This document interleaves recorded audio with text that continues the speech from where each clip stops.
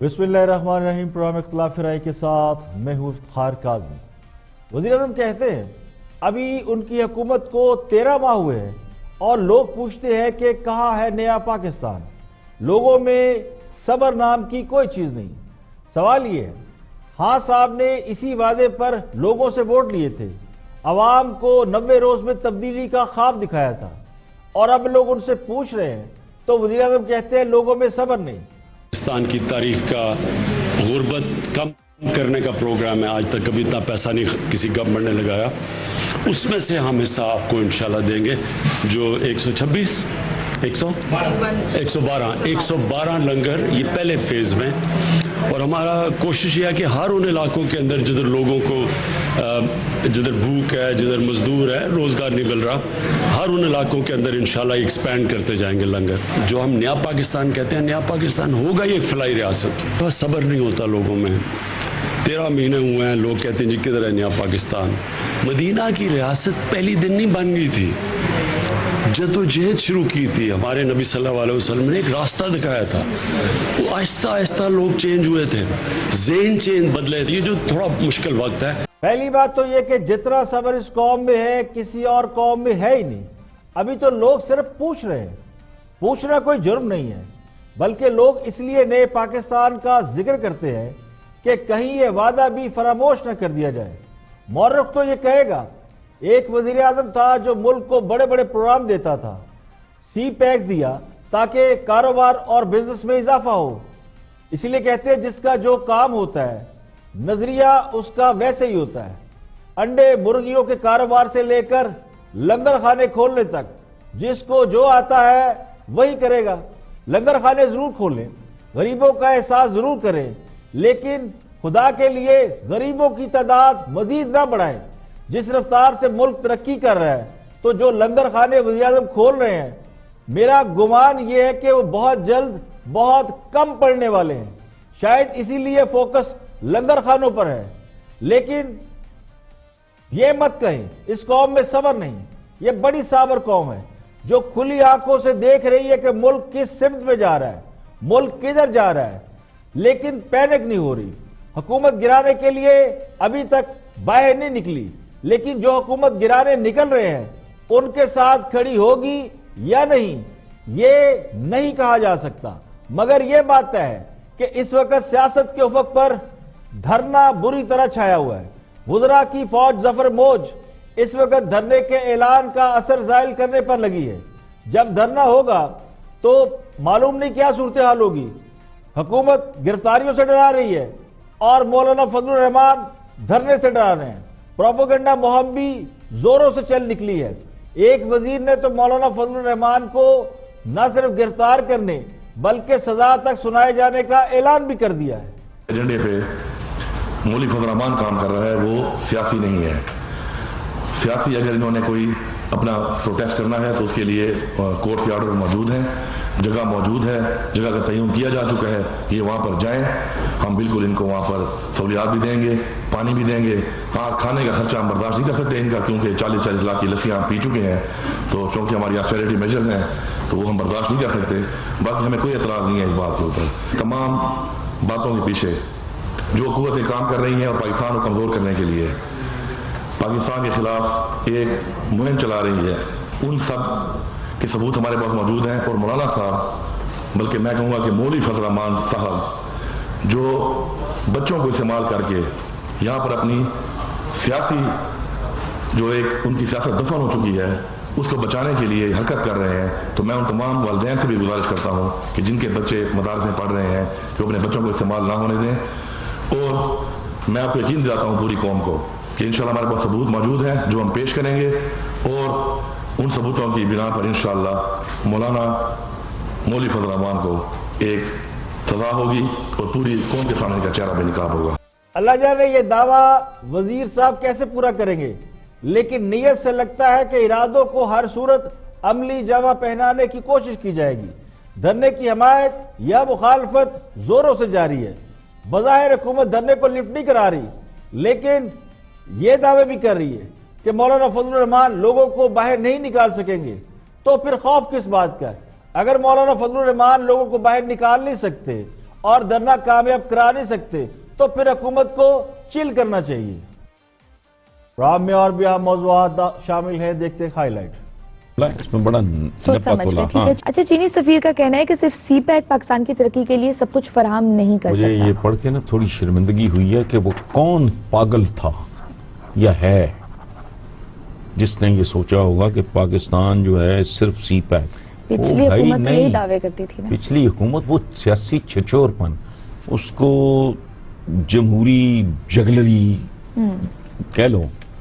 وہ بیچاری جو اپنی جان کو پڑے ہوئے ہیں قیادتیں پیپلز پارٹی اور نون لیگ کی، کوئی ایک پیشی بھگت رہا ہے، کوئی ایک کر رہا ہے، وہ کر کے ان کو ہم وہ کھینچ کے لانے۔ شہباز شریف صاحب تقریباً ہاتھ جوڑ کے کہہ رہے ہیں مجھے کسی دھرنے کا حصہ نہ بنائے۔ اچھا، یہ کس سے کہا انہوں نے؟ واقفان حال سے آپ پوچھیں، بس اسی طرح ذرائع سے جس طرح واقفان حال سے آپ پوچھیں۔ ٹھیک ہے، دیکھیں بات یہ نہیں ہے ماضی کے اندر ہم نے کسی سپریم کورٹ کے اوپر جو ہے وہ حملہ نہیں کیا تھا، ہم کسی اخبار کی جو ہے وہ کاپیاں نہیں جلاتے رہے، اور دوسری بات یہ ہے کہ ہم ان سے یہ ہمیں کہتے ہیں کہ جناب آپ ماضی کے اندر جو ہے وہ یہ کرتے رہے ہیں۔ ماضی کے اندر یہ تو ہمیں تو دس دیتے تھے کہ جب فیصلے سڑکوں پہ نہیں ہوتے، فیصلے جو ہے وہ پارلیمنٹ کے اندر ہوتے ہیں، تو آج یہ خود جو ہے وہ کس کے ایجنڈے کے اوپر کام کر رہے ہیں، اور یہ جو دھرنا دینے کی تیاریاں ہو رہی ہیں، یہ باقی سارے معاملات ہو رہے ہیں، اس کی فنڈنگ کہاں سے آ رہی ہے؟ ایک وقت اس وقت موقع کے اوپر جو ہے چلے سر، ویسے یہ کشمیر کمیٹی میں مطلب مولانا صاحب کی جسٹیفیکیشن مجھے سمجھ نہیں آئی۔ بہرحال ٹھیک ہے، آپ کا نقطہ یہ آگیا، آپ کہتے ہیں حکومت بوکھلائی ہوئی ہے، گرفتاری مولانا صاحب کی آن دا کارڈز ہے، یہ قانونی آپشنز کیا ہیں؟ مطلب دیکھیں، پہلی بات تو یہ ہے کہ بیفور آئی آنسر دیٹ میں یہ ذرا جو نفیسہ صاحبہ نے بات کی اور جو تنویر صاحب نے بات کی، دیکھیں بنیادی طور پہ یہ جو ہیں تو تین پارٹنرز ہیں، انہوں نے ہر دور میں ایک دوسرے کو راستہ دیا، ایک دوسرے کو کور کیا، ایک دوسرے کی مدد کی، ایک دوسرے کو کندھا دیا ہے۔ اور اب کچھ اہم خبریں آپ کے ساتھ شیئر کرتے ہیں۔ نواز شریف نے جج Arshad Malik video scandal case میں سپریم کورٹ کے فیصلے کے خلاف نظر ثانی کی درخواست دائر کر دی۔ نواز شریف نے 5 افراد کو بطور گواہ شامل کرنے کی درخواست بھی دائر کی ہے۔ درخواست میں جج ارشد ملک اور دیگر کو فریق بناتے ہوئے موقف اختیار کیا گیا ہے کہ ویڈیو اسکینڈل کے معاملے پر نواز شریف کا موقف سنا جائے۔ سپریم کورٹ نے ویڈیو اسکینڈل میں جو فیصلہ دیا اس سے ان کا حق متاثر ہوا ہے، سپریم کورٹ اپنے فیصلے پر نظر ثانی کرے۔ سپریم کورٹ نے انصاف عدالت کے جج Arshad Malik video scandal case کے فیصلہ سناتے ہوئے یہ کہا تھا کہ اسلام آباد ہائی کورٹ کو یہ اختیار ہے کہ وہ اس ویڈیو کے منظر عام پر آنے کے بعد جج ارشد ملک کی طرف سے سابق وزیر اعظم میاں نواز شریف کو دی جانے والی سزا کا اثر نو جائزہ لے۔ اور نیب قومی اسمبلی میں مسلم لیڈر شہباز شریف تحقیقات کے لیے کل ان کی رہائش گاہ جائے گی۔ Solid waste management company case میں نیب نے مسلم لیگ نون کے صدر شہباز شریف کو ایک اور نوٹس جاری کر دیا ہے۔ نیب حکام کے مطابق نیب کی ٹیم شہباز شریف سے سالڈ ویسٹ مینجمنٹ کیس میں تحقیقات کرے گی۔ نیب نے شہباز شریف کو متعدد بار طلب کیا لیکن خرابی صحت کے باعث وہ پیش نہ ہو سکے، جس کے بعد نیب کی ٹیم نے کل 11 بجے ان کی رہائش گاہ پر جانے کا فیصلہ کیا ہے۔ نیب شہباز شریف سے ان کے اثاثوں اور چودھری شوگر مل کیس سے متعلق بھی سوال کرے گی۔ ترجمان شریف فیملی عطا اللہ تاڑر نے بتایا کہ آمدن سے زائد اثاثہ جات کیس پر نیب کا نوٹس موصول ہو گیا ہے۔ نوٹس کے بارے میں شہباز شریف اپنی قانونی ٹیم سے مشاورت کر رہے ہیں۔ اور سپریم کورٹ نے ڈپٹی اسپیکر قاسم سوری کو ان کے عہدے پر بحال کر دیا، جبکہ اس حوالے سے الیکشن ٹریبونل کا فیصلہ مسترد کر دیا۔ سپریم کورٹ میں سابق ڈپٹی اسپیکر قاسم سوری کی الیکشن ٹریبونل کے فیصلے کے خلاف اپیل پر سماعت ہوئی۔ کیس کی سماعت جسٹس عمر عطا بدیال کی سربراہی میں 3 رکنی بینچ نے کی۔ سابق اسپیکر کی جانب سے نئی بخاری نے دلائل دی ہے، جنہوں نے کہا کہ قاسم سوری 5000 سے زائد ووٹوں کے مارجن سے جیتے، میرے موکل کے 25,973 ووٹ اور رنر اپ کے 20,089 ووٹ تھے۔ نادرہ نے غیر معیاری سیاہی پر 5,000 ووٹ مسترد کر دیے۔ غیر معیاری سیاہی کا ذمہ دار میرا موکل کیسے ہو سکتا ہے؟ میرے موکل نے 25,000 ووٹ لے رکھے ہیں۔ عدالت نے قاسم سوری کی درخواست سماعت کے لیے منظور کرتے حکم دیا کہ درخواست پر فیصلے تک حلقے میں ضمنی انتخابات نہ کرائے جائے۔ اس کے علاوہ عدالت نے ان کی رکنیت بھی بحال کر دی۔ اور ایک اور کیس میں نواز شریف کی سزا ختم کرنے کی درخواست پر نیب کو نوٹس جاری کر دیا۔ اسلام آباد ہائی کورٹ نے نواز شریف کی العزیزیہ ریفرنس میں سزا کے خلاف اپیل اور ریلیف لینے کی متفرق درخواستوں کی سماعت کی۔ خواجہ حارث نے کہا یہ بہت اہم معاملہ ہے، اس کو باریکی سے دیکھنا ہوگا۔ کیا کوئی جج گن پوائنٹ پر فیصلہ کر دے گا؟ جسٹس عامر فاروق نے کہا کہ نواز شریف کو متفرق درخواست پر نوٹس جاری کرے، عدالت دیکھے گی کہ جج کی ویڈیو کے کیا اثرات ہیں۔ نیب نے نواز شریف کی جج ویڈیو سکینڈل کے حوالے سے متفرق درخواست کے قابل سماعت ہونے پر اعتراض اٹھایا تو عدالت نے نیب پروسیکیوٹر کو ہدایت کی کہ آپ کا جو بھی اعتراض ہو وہ تحریری طور پر جمع کرائیں۔ ہائی کورٹ نے جج ویڈیو سکینڈل کے حوالے سے نواز شریف کی متفرق درخواست پر نیب کو نوٹس جاری کرتے ہوئے سماعت 2 ہفتوں کے لیے ملتوی کر دی۔ اور سب سے پہلے بات کرتے ہیں سابق رکن اسمبلی تجزیہ نگار اور کالم نگار ایاز امیر گفتگو کر رہے ہیں مولانا فضل الرحمان کے دھرنے کے حوالے سے۔ Watch this. وہ بیچاری جو اپنی جان کو پڑے ہوئے ہیں قیادتیں پیپلز پارٹی اور نون لیگ کی، کوئی ایک پیشی بھگت رہا ہے، کوئی ایک کر رہا ہے، وہ کر کے ان کو ہم وہ کھینچ کے لانے۔ شہباز شریف صاحب تقریباً ہاتھ جوڑ کے کہہ رہے ہیں مجھے کسی دھرنے کا حصہ نہ بنائیں۔ اچھا، یہ کس سے کہا انہوں نے؟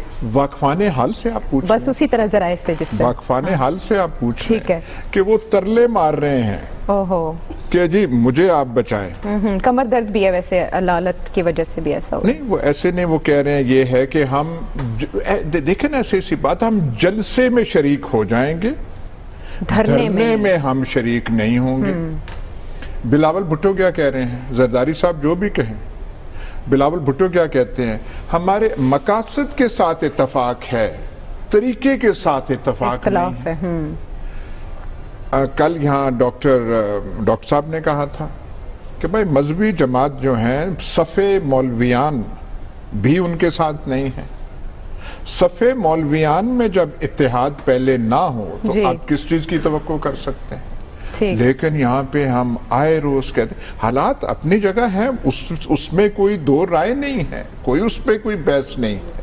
مہنگائی، اکانومی، فلانا، اور یہ جو ہماری پتہ نہیں قسمت کے مارا جو یہ ملک ہے، یہ جو انڈر 19 ٹیم حکومت کر رہی ہے، یہ واقعی ایک انڈر 19 تجربہ کار، بالکل وہ نہ تجربہ، نہ تیاری، نہ کچھ، پتہ نہیں وہ کیا۔ بس ایک تقریر ہو گئی، ایک تقریر پہ ہم نے کتنا گزارا کر لیا ہے؟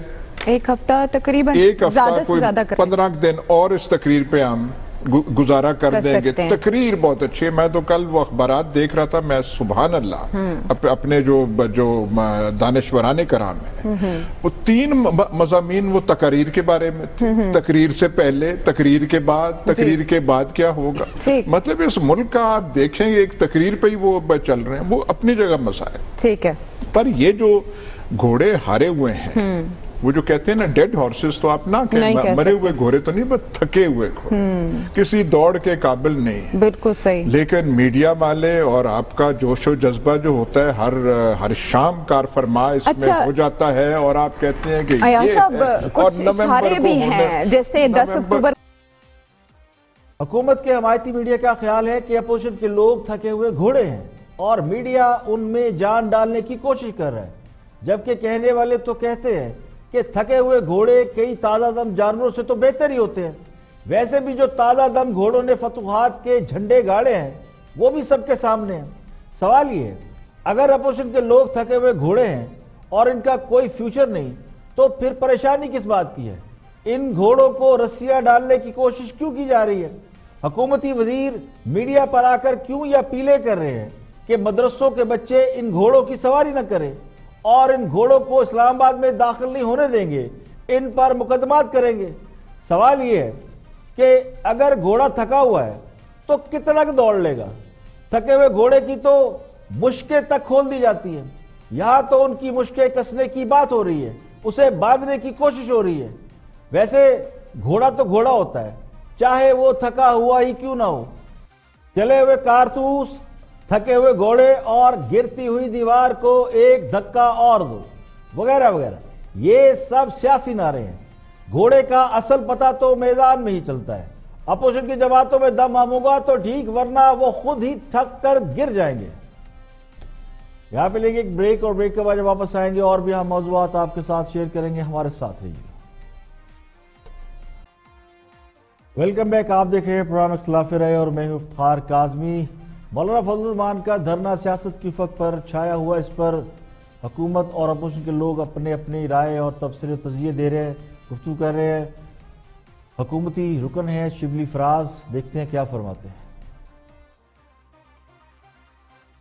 चले सर, वैसे ही कश्मीर कमेटी में मतलब मौलाना साहब की जस्टिफिकेशन मुझे समझ नहीं आई। बहरहाल ठीक है, आपका नुक्ता ये आ गया। आप कहते हैं हुकूमत बौखलाई हुई है, गिरफ्तारी मौलाना साहब की ऑन द कार्ड्स है। ये कानूनी ऑप्शंस क्या है? मतलब देखें, पहली बात तो ये है कि बिफोर आई आंसर दैट, मैं ये जरा जो नफीसा साहिबा ने बात की और जो तनवीर साहब ने बात की, देखें बुनियादी तौर पे ये जो है तो 3 पार्टनर्स हैं। इन्होंने हर दौर में एक दूसरे को रास्ता दिया, एक दूसरे को कवर किया, एक दूसरे की मदद की, एक दूसरे को कंधा दिया है। आज जब ये नैब के उस पे हैं, जद में हैं, इन्होंने जो मुल्क को जिस हालत में पहुंचाया है उसकी जवाबदेही इनसे हो रही है।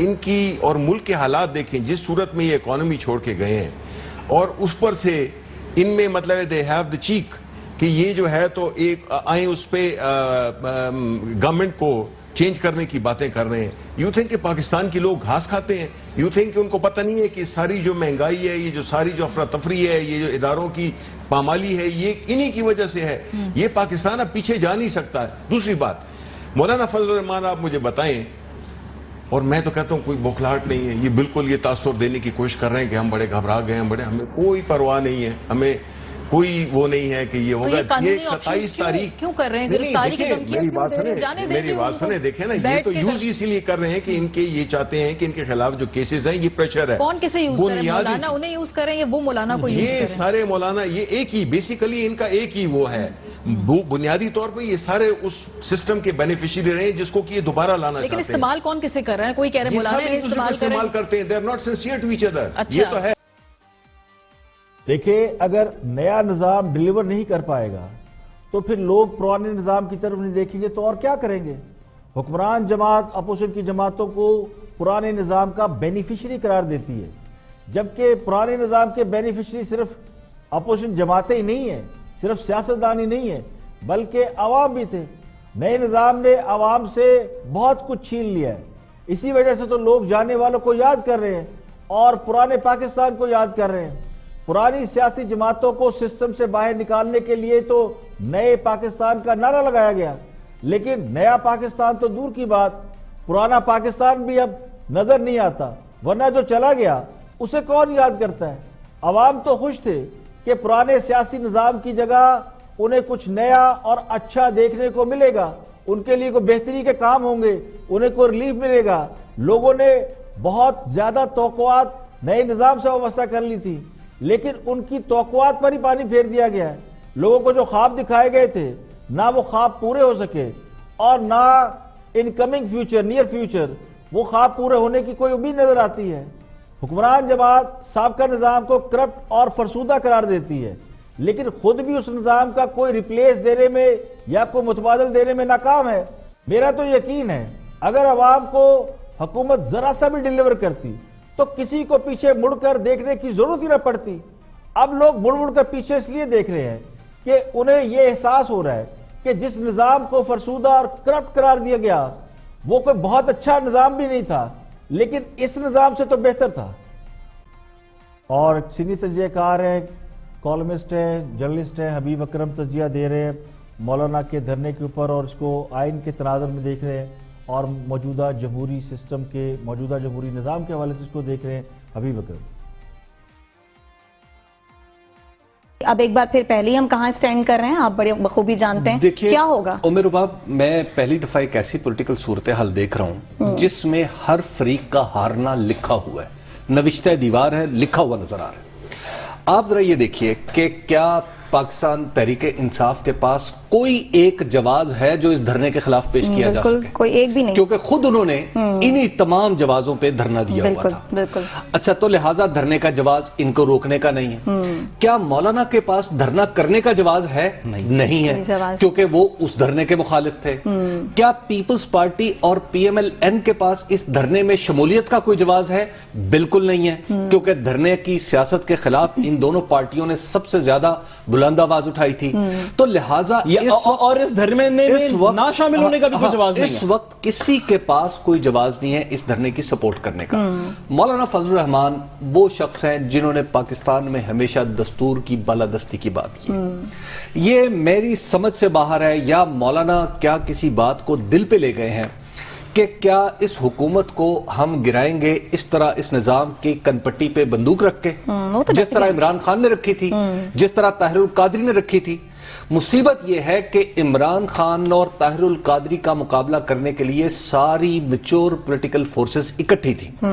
لیکن آج صورتحال یہ ہے کہ پاکستان تحریک انصاف کو مولانا فضل الرحمان نے پہلے ایک ہی حلے میں انہیں تنہا کر دیا. بالکل یہ ہے تحریک انصاف کی سب سے بڑی کمزوری. اور تحریک ابھی آپ ہمارے بھائی ہیں فواد چودھری صاحب کیا آج بھی کیا کہہ رہے ہیں؟ بھائی معاملہ اس وقت وہ نہیں ہے. معاملہ اس وقت کسی کو NRO دینا، کسی کو جیل سے نکالنے کا نہیں ہے. بالکل اس وقت معاملہ یہ ہے کہ آپ کی حکومت سٹیک کے اوپر ہے. کیا آپ نے اگر فرض کیا، میں تو سمجھتا ہوں اس گورنمنٹ نے پچھلے 1 سال میں غلطیوں کا پہاڑ کھڑا کیا. فرض کیا پچھلے 1 سال میں آپ نے سپیڈ ورک کیا تھا، آپ نے بنیادیں کھودی تھی ایک اچھا بہتر مکان بنانے کے لیے، تو آپ کی وہ ساری کی ساری محنت آپ کی انا کے گھاٹ اتر جائے گی. ساتھ حکومت نے کبوتر کی طرح آنکھیں بند کی ہوئی ہیں. فواد چودھری صاحب کہہ رہے ہیں کہ جی ہم تو ایسے اگریسو رسپونڈ کریں گے. کہنے والے تو کہتے ہیں، اور کہنے والوں کو کون روک سکا ہے؟ جو یہ کہتے ہیں کہ مولانا فضل الرحمان کے پاس دھرنا دینے کا وہی جواز ہے جو 2014 میں جناب عمران خان کا تھا. ہاں صاحب نے بھی الیکشن میں دھاندلی کے جواز پر دھرنا دیا تھا، اور مولانا کے پاس بھی یہ جواز موجود ہے. مولانا تو الیکشن کے اگلے روز سے احتجاج کرتے نظر آئے. اس وقت انہیں دیگر سیاسی جماعتوں نے احتجاج کرنے سے روک دیا، کیونکہ دیگر سیاسی جماعتیں کسی حکومت کو تحریک سے گرانے کے حق میں نہ پہلے تھی نہ اب ہیں. مسلم لیگ نون اور پیپل پارٹی حکومت کو کارکردگی کی بنا پر عوام کے کٹہرے میں لانا چاہتی ہیں، لیکن اگر وہ دھرنے کا حصہ بنتی ہیں تو پھر اپنے ہی بیانیے کے خلاف جاتی ہیں. تو لگتا یوں ہے کہ مولانا فضل الرحمان نے ان کو بھی امتحان میں ڈال دیا ہے. تو دھرنے کی حمایت اور مخالفت کے لیے یہ مد نظر رکھنا ضروری ہے کہ جب خان صاحب نے دھرنا دیا تو اس وقت سچویشن کیا تھی. اس وقت ملک ترقی کر رہا تھا، حکومت کام کر رہی تھی، معیشت کی جان کو لالے نہیں پڑے ہوئے تھے، اور چینی صدر پاکستان کا دورہ کرنے والے تھے. اس وقت سی پیک اپنے عروج پہ تھا. اور آج حالات دیکھیں بالکل مختلف ہے. آج ملک ڈوب رہا ہے، معیشت بدحال ہے، لوگ مہنگائی کو رو رہے ہیں. تو لوگ خود فیصلہ کر لیں گے کہ جواز درست ہے یا غلط ہے. اور ترجمان ہے حکومت کے فاروق حبیب گفتگو کر رہے ہیں اعتراض ہے میں. Watch this. کچھ ماضی میں آپ نے کیا ہے، سب کا یہی خیال ہے، اس وجہ سے یہ سب کچھ اب آپ کے سامنے ہے، آپ کو اس کو ڈیل کرنا ہے. دیکھیں بات یہ نہیں ہے ماضی کے اندر ہم نے کسی سپریم کورٹ کے اوپر جو ہے وہ حملہ نہیں کیا تھا، ہم کسی اخبار کی جو ہے وہ کاپیاں نہیں جلاتے رہے. اور دوسری بات یہ ہے کہ ہم ان سے یہ ہمیں کہتے ہیں کہ جناب آپ ماضی کے اندر جو ہے وہ یہ کرتے رہے ہیں. ماضی کے اندر یہ تو ہمیں تو درس دیتے تھے کہ جب فیصلے سڑکوں پہ نہیں ہوتے، فیصلے جو ہے وہ پارلیمنٹ کے اندر ہوتے ہیں. تو آج یہ خود جو ہے وہ کس کے ایجنڈے کے اوپر کام کر رہے ہیں، اور یہ جو دھرنا دینے کی تیاریاں ہو رہی ہیں، یہ باقی سارے معاملات ہو رہے ہیں، اس کی فنڈنگ کہاں سے آ رہی ہے؟ ایک وقت اس وقت موقع کے اوپر جو ہے لوگ تو کشمیر کی آزادی کی بات کر رہے ہیں، یہ کس کی آزادی کی بات کر رہے ہیں؟ پاکستان کی عوام اور حکومت تو جو ہے وہ کشمیر کی آزادی کے لیے جدوجہد کر رہی ہے. تو یہ کس کے ایجنڈے کو جو ہے وہ ٹو کرنا چاہ رہے ہیں؟ یہ سوالات کا بھی ان کو جواب دے دینا چاہیے. اور دوسری بات بڑی واضح ہے، معاملہ یہ نہیں ہے، معاملہ یہ ہے کہ ان کو اگر تاجروں کا آج اتنا خیال آ رہا ہے تو یہ جو لوٹی ہوئی دولت ہے یہ لا کے واپس ملکی معیشت میں جمع کرا دیں خزانے کے اندر. ملکی خزانہ بھی خوشحال ہو جائے گا اور لوگوں کو جو مراد چاہیے وہ بھی چاہیے مل جائے گی. ان کی اپنی ہسٹری یہ ہے کہ یہ پرویز مشرف کا LFO جو ہے وہ فضل الرحمان صاحب نے پاس کروایا. پیپلز پارٹی کے ساتھ جو ہے وہ اقتدار کے اندر یہ لوگ بیٹھے ہوئے تھے، PMLN کے ساتھ اقتدار کے اندر یہ لوگ انجوائے کرتے رہے ہیں. کوئی اقتدار ایسا نہیں آیا جس اقتدار کے مزے ان لوگوں نے نہ لوٹے ہوں. سر میں اس کے اوپر میرا اپنا آج یہ اقتدار سے باہر ہیں، ٹھیک اس کے اوپر کا مسئلہ ہے. ٹھیک ہے صحیح ہے، میں اس کا جواب یہ ہے کہ یہ پیپلز پارٹی والے سن لیں. سر میں سن رہا ہوں آپ کی بات، وقت بہت کم دیا مجھے شو میں. آپ لیٹ ہوئے ہیں، دیکھیں مجھے یہ پیپلز پارٹی والے بات کرتے ہیں. دیکھیں یہ کراچی کا کچرا صاف کر لیا ہے, کراچی کے لوگوں کو انہوں نے پانی دے لیا ہے, وہاں پر کتا کاٹ لیتا ہے, ہاسپٹل کے اندر بچہ داخل نہیں ہوتا, لوگوں کا ایکسیڈنٹ ہو جاتا ہے, موٹر سائیکل پہ جاتے ہیں, ایمبولینس ان کو نہیں ملتی. کیونکہ کے پی کے میں آپ کی حکومت تھی اس وقت جب آپ احتجاج کر رہے تھے وفاق میں, تو یہ کوئی دلیل نہیں ہے نا, ان کی نااہلی یا ان کی گورننس بیڈ گورننس آپ کا جواب نہیں ہو سکتی نا سر. زبیر صاحب عادل یہ کہہ رہے ہیں کہ یہ اپنی 40 سال کی ناکامیاں جو ہیں اس کو کہتے ہیں جی 1 سال میں حکومت ذمہ دار ہے. تھینک یو سو مچ فاروق حبیب صاحب.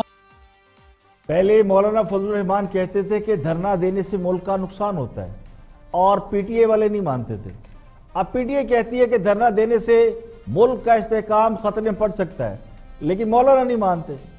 اب حکومت یہ کہتی ہے کہ مولانا کو فنڈنگ کہاں سے ہو رہی ہے, لاکھوں افراد کو لانے کے لیے جو اخراجات ہوں گے وہ کون ادا کرے گا. تو سوال یہ کہ حکمران جماعت نے جب 126 دن کا دھرنا دیا تھا تو اس دھرنے کے اخراجات کس نے برداشت کیے تھے؟ خان صاحب کی فائنینشل پوزیشن تو اس وقت بھی ایسی نہیں تھی, اور نہ ہی مولانا طاہر القادری کی جیب اتنی بڑی تھی کہ دھرنے کے اخراجات ادا کرتی. تو اس وقت فنڈنگ کہاں سے ہوئی تھی, اس دھرنے کے اخراجات کہاں سے پورے کیے گئے؟ تو اس میں بھی پی ٹی آئی تو کلیم کرتی تھی لاکھوں لوگ ہیں, چلے لاکھوں نہ صحیح ہزاروں لوگ ہوں گے. یقینی طور پر ایک سے زائد لوگوں نے اس کو بھی فائنینس کیا ہوگا. ویسے تو اس دھرنے کے حوالے سے چودھری برادران کا نام بھی سامنے آتا ہے, کچھ بڑے بزنس مین بھی تھے جو کہ پردے میں رہ کے فائنینس کر رہے تھے, اور یہ بھی سب کو معلوم ہے کہ دھرنے کے شرکا کو خراجات بھی ادا کیے گئے تھے, خاص کر وہ لوگ جو مولانا طاہر القادری کے کہنے پر آئے تھے. اور یہاں تو ابھی دھرنا شروع نہیں ہوا, ابھی سے فنڈنگ پر سوالات شروع کر دیے گئے ہیں. حالانکہ حقیقت یہ ہے اتنی بڑی تعداد میں لوگوں کو اگر اسلام آباد لانا ہو تو اس پر اخراجات آئیں گے اور بھاری اخراجات آئیں گے. تو مولانا بھی کہہ سکتے ہیں کہ ان کے پارٹی فائنینسر ان کے اخراجات اٹھا رہے ہیں, بغیر فائنینس یا فائنینسر کے یہ دھرنے یا لانگ مارچ ہو نہیں سکتے. لوگوں کو پیسے دے کر بٹھایا جاتا ہے اور پیسے دے کر اٹھایا جاتا ہے. اب جو لوگ خود یہ کام کر چکے ہیں اور جنہیں یہ بات معلوم ہے وہی فنڈنگ کا بھی سوال اٹھا رہے ہیں. یہاں پہ لیں گے ایک بریک, اور بریک کے بعد جب واپس آئیں گے اور بھی ہم موضوعات آپ کے ساتھ شیئر کریں گے, ہمارے ساتھ رہیے گا. ویلکم بیک, آپ دیکھ رہے ہیں پروگرام اختلاف رائے اور میں افتخار کاظمی. وزیر اعظم چین کے دورے پر جا رہے ہیں اور چین کے ساتھ پاکستان کے بہت ہی اہم وینچر ہے سی پیک, اسی حوالے سے گفتگو کر رہے ہیں حسن نثار میرے مطابق. اس میں بڑا سوچ سمجھ گئے, ٹھیک ہے. اچھا, چینی سفیر کا کہنا ہے کہ صرف سی پیک پاکستان کی ترقی کے لیے سب کچھ فراہم نہیں کر سکتا. مجھے یہ پڑھ کے نا تھوڑی شرمندگی ہوئی ہے کہ وہ کون پاگل تھا یا ہے جس نے یہ سوچا ہوگا کہ پاکستان جو ہے صرف سی پیک. پچھلی حکومت یہی دعوے کرتی تھی نا, پچھلی حکومت وہ سیاسی چھچور پن, اس کو جمہوری جگلری کہہ لو, فضول ترین بات. یہ جب بہت بڑکے مارتے تھے نا یہ نون لیگ, یہ دم پہ کھڑے ہو کے بھوت پیریاں کھاتے تھے, تب بھی میں ہنستا تھا کہ یہ کتنی فضول بات کر رہے ہیں کہ ایک 22 کروڑ کا ملک ہے, سی پیک ایک قابل ذکر فیکٹر آپ کی اکانومی میں ڈیفینیٹلی ہوگا, اس سے زیادہ کچھ نہیں. ایف بی آئی کا کہنا ہے کہ بیرون ملک سے پیسہ واپس. اب میں انہیں عقل کے اندر ہی کہوں گا جنہیں یہ نہیں معلوم کہ سی پیک کو خطے کے لیے گیم چینجر کیوں کہا جا رہا تھا اور اب وہ گیم چینجر کیوں نہیں رہی. سی پیک سے پاکستان یقینی طور پر ترقی کرتا. پاکستان نے چین کے ساتھ سی پیک کر کے امریکہ کا اس خطے میں پتہ کاٹنے کی کوشش کی, لیکن امریکہ ہم سے زیادہ ہوشیار نکلا. اس نے بھارت کو ساتھ ملا لیا اور پاکستان میں حکومت کی تبدیلی میں اہم کردار ادا کیا. یہ تو کوئی نہیں کہتا کہ صرف سی پیک کی وجہ سے پاکستان ترقی کرتا, لیکن سی پیک ایک انتہائی منصوبہ تھا اور اب بھی ہے, جس کا احساس ہونے پر ہی عمران خان دوبارہ چائنا جا رہے ہیں. اب دوبارہ سی پیک پر فوکس کیا جا رہا ہے. اس کے خد و خال یقینی طور پر تبدیل ہو چکے ہیں اور اب شاید یہ گیم چینجر بھی نہیں رہا. امریکہ, یو اے ای اور سعودی عرب اب اس کا حصہ بن چکے ہیں. تو چینی سفیر نے اسی لیے اسے پاکستان کی ترقی سے جوڑنا ہی ترک کر دیا, کیونکہ اس کے خد و حال وہ نہیں رہے جو تھے. آج بھی اگر آپ گوادر کو دبئی یا سنگاپور طرز کا شہر بنائیں, وہاں آئل پورٹ کی بجائے اسے فری پورٹ بنائیں, ریزورٹ اور ہوٹل بنائیں, تو اربوں ڈالر کما سکتے ہیں، اور یہ اربوں ڈالر آپ کو ٹورزم سے آئیں گے۔ یہ درست ہے کہ ترقی کے ملٹیپل فیکٹرز ہوتے ہیں، لیکن بنیادی فیکٹر ذرائع آمدن میں اضافہ ہے، جو سی پیک کی صورت میں متوقع تھا یا اب بھی ہے۔ اور اب بات کرتے ہیں، بہت سینئر پولیٹیشن ہے سینٹ کا، انہوں نے چیئرمین کا الیکشن بھی لڑا لیکن الیکشن لوز کیا، میر حاصل بزنجو گفتگو کر رہے ہیں سلیم صافی کے ساتھ۔ اب یہ ہے کہ ہم نے اس کے باوجود اپنی پارٹی کی سینٹرل کمیٹی کی میٹنگ بلائی ہوئی ہے، اس میں جا کے ہم فیصلہ کریں گے، اور اس وقت تک مولانا صاحب کا پروگرام بھی واضح ہو جائے گا۔ اب پھر دیکھیں 2 3 4 جماعتیں ہیں، جیسے پختونخوا ملی عوامی پارٹی ہو گیا، نیشنل پارٹی ہو گیا، ANP ہو گیا، جن کے سوچ سے آپ بھی واقف ہیں جی، تو ہم مشترکہ ایک ایسا میرے خیال میں ایک فیصلہ کرنا پڑے گا کہ زیادہ تر ہمیں APC میں اگر جائیں تو وہ زیادہ بہتر ہوگا۔ وہ کام تو انہوں نے نہیں کیا، مولانا صاحب نے تو تنہا پرواز کر لی، سولو فلائٹ کر لیا، اب باقیوں کو دعوت دے رہے ہیں، تو اگر دعوت دے تو کنسیڈر کر سکتے ہیں آپ لوگ ان کا ساتھ دینا؟ دیکھیں اس میں پھر ظاہر ہے کہ پھر سوچ کا بھی فرق ہے، مطالبات کا بھی فرق ہے، مولانا صاحب کے کیا ڈیمانڈ ہوں گے، ہمارے کیا ڈیمانڈ ہوں گے، اگر ان میں میچ ہوتا ہے۔ دیکھیں ایک چیز پہ تو 2 چیزوں پہ پوائنٹ آف ڈفرنس نہ مولانا کو ہے نہ ہمیں ہے۔ ایک یہ ہے کہ یہ ریگڈ الیکشن ہے، دوسرا یہ ہے کہ یہ حکومت اس کو جتنا بھی اس کو کھینچا جائے یہ اب ڈیلیور نہیں کر سکتا، اب یہ اس کا کوئی نتیجہ جو نکلے گا وہ غلط ہی نکلے گا۔ یہ ایک چیز ہے جس میں تمام پارٹیوں کا کنسنسس ہے، اور وہ یہی ہوگا۔ ہمیں اگر یہ ایجوکیشن کا فیصلہ ہوگا، آپ کو گرفتار کریں گے، آپ کو روڈ نہ کوئی بلاک کرنے دے گا، نہ کوئی آپ کو اسلام آباد پہنچنے دے گا، یہ بڑی سخت قسم کی ایک ایجوکیشن میں تبدیل ہو سکتی ہے۔ یہ دھرنا اور لاک ڈاؤن کا تصور تو اب چھوڑ دیں، ایسا کچھ نہیں ہونے والا ہے۔ سام کا کاٹا رسی سے ڈرتا ہے، اور دودھ کا جلا چھاچھ بھی پھونک پھونک کر پیتا ہے۔ سینٹ کے الیکشن میں جو کچھ میر حاصل بزنجو صاحب کے ساتھ ہوا وہ ایک تلخ حقیقت ہے، گوا وہ ہسٹری ہے لیکن وہ ہسٹری لکھی جا چکی ہے۔ بزنجو صاحب یہ سمجھتے ہیں کہ مولانا فضل الرحمان کا دھرنا ہونے نہیں دیا جائے گا، اور اگر ان کو روکا گیا تو اس صورت میں تصادم اور تشدد کا ماحول نظر آئے گا۔ اسی لیے دیگر سیاسی جماعتیں جو سیاست میں مقتدر حلقوں کے کردار سے بخوبی واقف ہیں، وہ سمجھتی ہے کہ مولانا فضل الرحمان دھرنا دینے میں کامیاب نہیں ہو سکیں گے، ریاست انہیں ہر صورت روکے گی، بزور طاقت روکے گی۔ سوال یہ کیا مولانا فضل الرحمان کو اس بات کا علم نہیں؟ میرا گمان یہ کہ انہیں اچھی طرح علم ہے کہ ان کا مقابلہ کن قوتوں سے ہے۔ اگر وہ قوتیں چاہیں تو دھرنے ہوتے ہیں، اور اگر وہ قوتیں چاہیں تو پھر دھرنے نہیں ہوتے۔ تو کچھ لوگ یا کچھ حلقے یہ سمجھتے ہیں کہ مولانا فضل الرحمان کو بھی طاقتور حلقوں کی تائید حاصل ہے، اسی لیے وہ دھرنا دینے چل پڑے، لیکن باقی سیاسی جماعتیں شاید اتنی کانفیڈنٹ نہیں ہیں۔ وہ تیل دیکھو اور تیل کی دھار دیکھو کے فارمولے پر عمل پیرا ہے۔ ہو سکتا ہے میر حاصل بزنجو صاحب کے خدشات بالکل درست ہوں، لیکن جو قدم مولانا فضل الرحمان نے اٹھا لیا ہے اس کو بزور طاقت روکنا کوئی عقل مندی ہرگز نہیں ہوگی، اور اس کا فائدہ کون اٹھائے گا یہ بات سمجھنا بھی کسی کے لیے بالکل کوئی مشکل نہیں ہے۔ آج کے لیے اتنا ہی، کل پھر حاضر ہوں گے مزید خبروں، تبصروں، تجزیوں کے ساتھ۔ پروگرام اختلاف رائے سے افتخار کاظمی کو اجازت دیں، اپنا بہت بہت خیال رکھیے گا۔